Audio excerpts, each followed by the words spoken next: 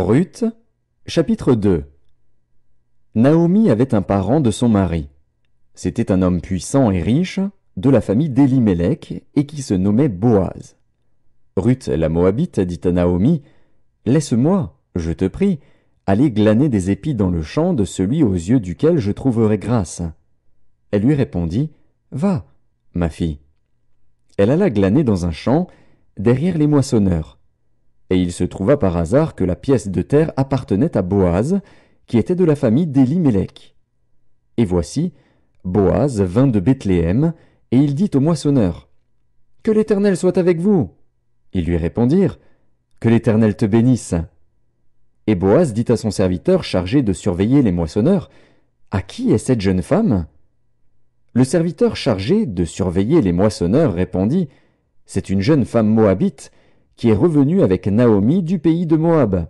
Elle a dit, « Permettez-moi de glaner et de ramasser des épis entre les gerbes derrière les moissonneurs. » Et depuis ce matin qu'elle est venue, elle a été debout jusqu'à présent et ne s'est reposée qu'un moment dans la maison. Boaz dit à Ruth, « Écoute, ma fille, ne va pas glaner dans un autre champ, ne t'éloigne pas d'ici, et reste avec mes servantes. Regarde où l'on moissonne dans le champ, et va après elles.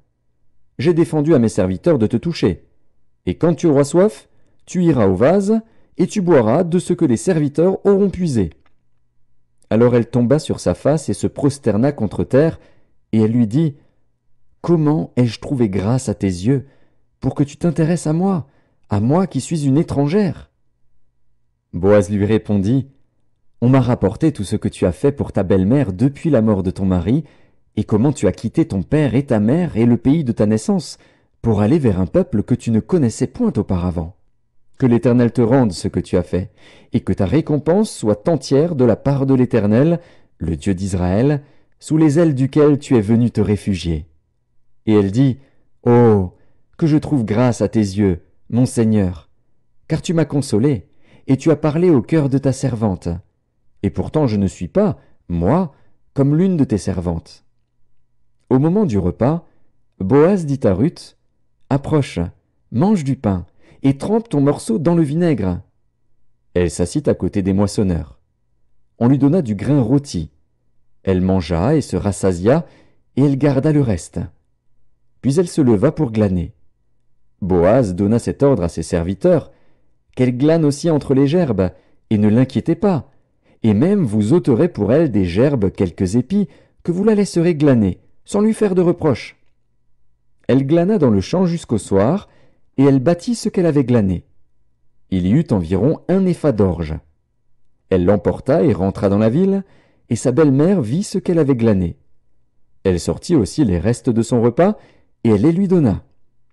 Sa belle-mère lui dit, « Où as-tu glané aujourd'hui, et où as-tu travaillé? Béni soit celui qui s'est intéressé à toi. » Et Ruth fit connaître à sa belle-mère chez qui elle avait travaillé. « L'homme chez qui j'ai travaillé aujourd'hui, dit-elle, s'appelle Boaz. » Naomi dit à sa belle-fille, « Qu'il soit béni de l'Éternel, qui se montre miséricordieux pour les vivants comme il le fut pour ceux qui sont morts.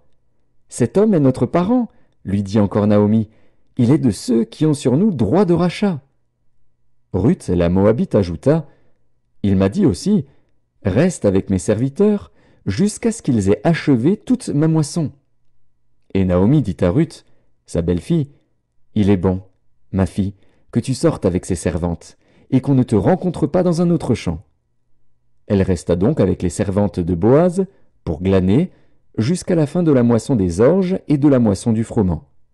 Et elle demeurait avec sa belle-mère.